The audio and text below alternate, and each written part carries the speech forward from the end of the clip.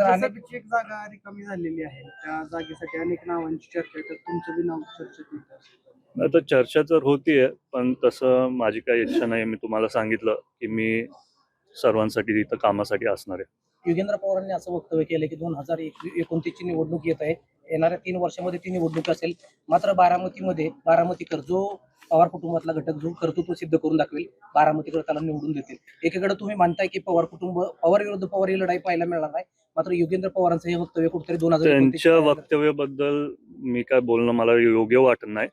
पण काही दिवसांपूर्वी आमची चर्चा झाली आणि सगळेच म्हणजे माझे जवळचे सहकाऱ्यांबरोबर, आणि सर्वच बारामतीकरांची एक इच्छा होती की दादांना त्यांनी एकदा मुख्यमंत्री म्हणून बघायला पाहिजे होतं.